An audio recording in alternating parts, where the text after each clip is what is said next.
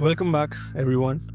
Hope you all are doing well. And we come back from a very big week in Europe for Manchester United. 4-1 victory against Real Sociedad. I mean, who could have guessed that? Aggregate 5-2. Yeah. What did you think about the game, Araj? And two goals that we conceded were probably controversial penalties. So, yeah, I think the team's been getting better, it seems. But I think getting into the game, all of us realized that this is the biggest game of the season at this point in time. If we were to Yep. lose this game, our season would have been pretty much over. The Premier League games were largely inconsequential after that.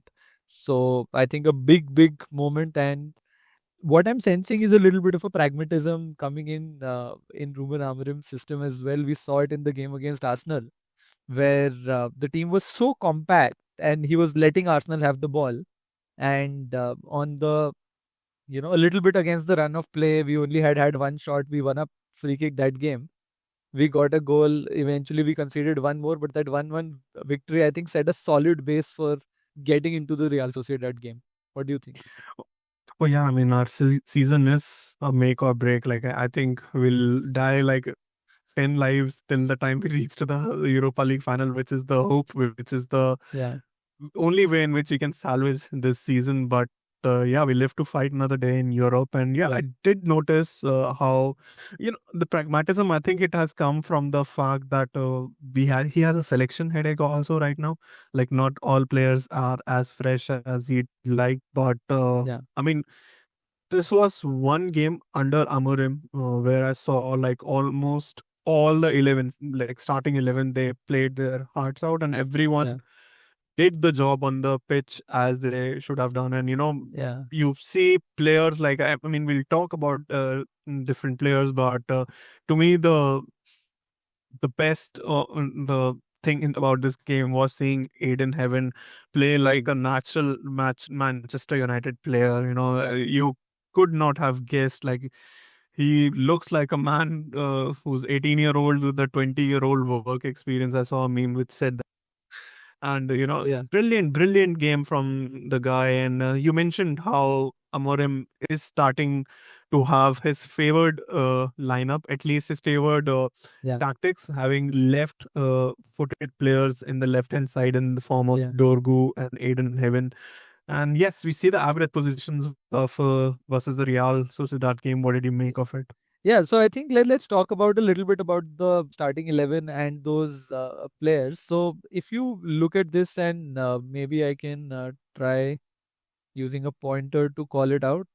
So if we look at 18, which is Casemiro, I think his average position was tucked in the own half. And Amorim spoke about it after the Arsenal game as well, that uh, Casemiro tends to do better when he doesn't have to cover large grounds. And this was one of the issues that Eric Ten Hag, in the Eric Ten Hag system, Casemiro had, that there were large spaces being created because the forwards were pressing, but our defenders were holding back. So in the midfield, there were these large spaces, which Casemiro obviously didn't have the legs to manage. But I think what Amorim has done is tucked Casemiro in a position where he is playing in close spaces, where he has to focus more on the tackles, disrupt the play the destroyer role, which under Amorim is critical. And I think Ugarte's, you may call it Ugarte's absence, and then there was no other option Amorim had. But I think brilliant tactical play. And then you look at Aiden Heaven, number 26, who was put into the system there, and he was pretty much staying back. So I think he was not bombarding forward. And whereas Dorgu, if you look at Dorgu at number 13, he was pretty much playing in the opposition half. So I think this left footed combo of Aiden Heaven and Dorgu, I think was very critical. And then between Zirkzee and Bruno, the 8 and 11, they were pretty much playing that central midfielder sort of a role, supported by Garnacho on the right wing on the right. So I think this combination of Bruno Zirkzee with Hoyland holding the ball up, I just shout out to Rasmus Hoyland, low on confidence, has been getting the beating from the fans. But I think although he didn't score, he came very close. But some of his hold up play, some of his runs were very good in the game. What did you think?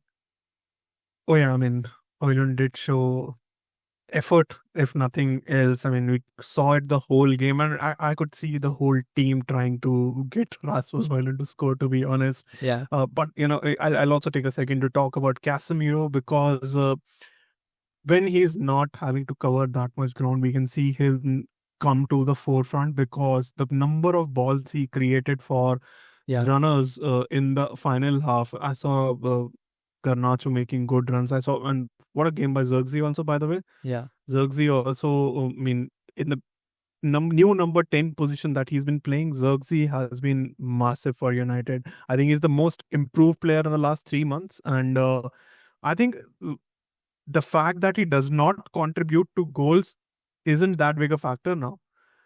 Just the fact that we need to substitute those goals from somewhere, and I believe Højlund is coming close to that. He will be scoring the next one, and he almost got not almost. He did get an assist, a very good assist, to be honest. He won a penalty. He got an assist. His flick shot hit the post. So I think yeah, he was very close to a Did goal. everything but score that game, right? Absolutely, absolutely. And one more And thing I wanted to talk about was uh, the role of Mazarawi, this number 3. If you see, he was stepping a lot in the midfield as well, and which is where his average position is ahead of some of the other central defenders in the team. And that role of a ball playing centre back, which Mazarawi can definitely play because he's very good on the ball. Even back in the Eric Ten Hag time, Eric Ten Hag pointed out about the fact that, Mazarawi can find solutions and he is press resistant. He will find those solutions. In the absence of a player like Licha, somebody has to take that responsibility. And yeah, playing Dorgu allows Dalot to play on the right wing back role and Mazarawi to play that the ball playing centre back role. So I think, yeah, some of the chips are falling into place for United. yeah, definitely. And we'll talk player by player. Yeah, let's do that. And who better to start with our captain, our Portuguese Magnifico, Bruno Fernandes? Definitely. I mean, Roy Keane must be pinching himself because since the time he has made those comments for Bruno, Bruno has gone again, being the man of match against Arsenal, being the man of the match against Real Sociedad, and he can't stop scoring, can he? I mean, brilliant game he had, always in the goals, always in the know, and taking the team forward. His heat map was everywhere. Yeah. Of course, he's not the most accurate passer ever, but that's only because he takes the risk. He does what is required for the team. Yeah, no, no, absolutely. I think his heat map suggests that he was all over the pitch. He was doing what it takes to get us win the balls and then create, I think, 4 key passes, highest in the game. I think that was important. And then 6 shots, 2 of those are obviously penalties, but he was very, very involved in the game. So I think it's of we don't really need to speak much about it. I think Bruno was the I- standout. I'll I'll I'll I'll talk about one particular moment from Bruno. Yeah. This was his fourth goal. He was put on through by Garnacho, and even before taking the shot, he took a slight look at where Højlund was. I think he considered it for a microsecond. If you see, like he did scan the whole field, Yeah. and then he understood that him taking the shot is the best way forward. And I think that just encapsulates Bruno in a single motion because he would see what is the best for the team, and then he went ahead and took the shot and scored the goal. Absolutely. And we are using the sofa score ratings for this, and they gave him a perfect 10, I think. Absolutely. I think Wow. it was a deserved score. But talking about our new player, Patrick Dorgu, next, what did you make of him? Oh yeah, I mean Patrick Dorgu was bombarding on the left hand side. I mean we know for a fact that he can do a job at the right and at the left, but Yep. what a game he had! He also drew the penalty, and much more than that. Again, a moment of the match was where he showed complete true sportsmanship, wherein he was felled by the player, but he came to the referee and told him that it isn't a penalty, even though VAR had already confirmed that. But yeah, it shows like it shows the upbringing of the player. It shows how rooted and how true the player is. Of course, Amorim said that he wouldn't have liked it if the score was nil nil, but yeah, that is neither there nor there. No, also the fact that he's getting into these great positions. If you see the heat map, it's like an absolute red in the opposition box. I think it goes on to show what a left-footed player's presence can do when you have him in this system. And I think post match he was asked about some of the shots that he took, and he obviously missed a few. Some of them were wavered, and he said maybe I need to learn some of it from Bruno. So I think yeah, I'm hoping soon Dorgu will get on the score sheet as well. And one thing that I wanted to talk about, and this was a little bit of a worry a lot of fans had when this signing was going through, the defensive performances. I think the chap is good in defensive positionings as well. He won 9 out of his 11 ground duels. He won both of his aerial duels. And yeah, I think the positions that he gets into, he will lose certain position because that's like far up on the pitch, and he's drawing a lot of fouls as well. He was fouled 6 times, so I think his physicality, his speed, I think it's top notch. I think once the system is flowing well, I think we'll have a good midfielder covering his position as well when he bombards forward. Yeah, Uh, you have to remember this guy is just in his early 20s. I mean, he will improve a lot. And we have to give him time. It's a new stadium, it's a new life for him, a lot of changes. But that being said, his first few matches have been great, and I cannot wait for his suspension to get over in the domestic league yeah. and him to get back in Premier League. Absolutely, yeah, absolutely. Quickly talking about Aiden Heaven as well. I think he was brought into 4 duels, won all 4 of those duels. I think he was fouled once. He drew that foul. His passing was fairly accurate. I think when you are playing out from the back at times, I think that becomes critical. And as we were talking about, I think he was just holding his ground, ensuring defensive solidity. He looked like a top player. Yeah, I think one of the pundits mentioned that the fact that we aren't talking about Aiden Heaven is a good thing, because he did what most of the defenders don't do, is not make the game about themselves. He defended like he should, and yeah, I mean, more to come from Aiden Heaven. I believe he will get more opportunities. Does not look like he is going to stop at this. And amidst the injury crisis, I really think Aiden Heaven could be a solution. And really, I mean, we have pulled out a blinder from Arsenal in the form of Aiden Heaven and Chiro Obi Martin. Really, kudos to the Ineos team. Kudos to the scouting team on this. Yeah, yeah, absolutely, absolutely. Just wanted to bring a quick mention of Alejandro Garnacho next. I think he's doing a lot of good things. Amorim is using him more in that wing sort of a role as we saw earlier. So I think that becomes very, very critical. He's uh, given a little bit of a freedom. You see a lot of time he will cut in and make some of those passes. So I think although the end product wasn't there, it can definitely get better. There were only 3 shots that he took. One was on target, which was also a relatively meek shot, only 0.19 xg. But I think he's getting better, and hopefully, as will Rasmus Højlund, both of them can score soon.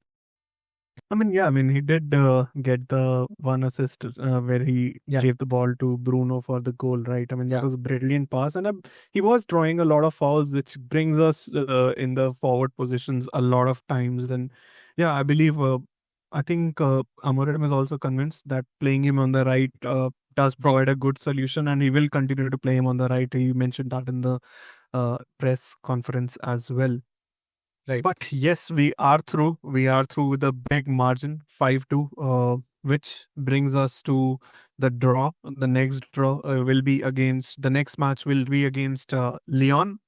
Lyon thrashed their opponent 7-1 in this round.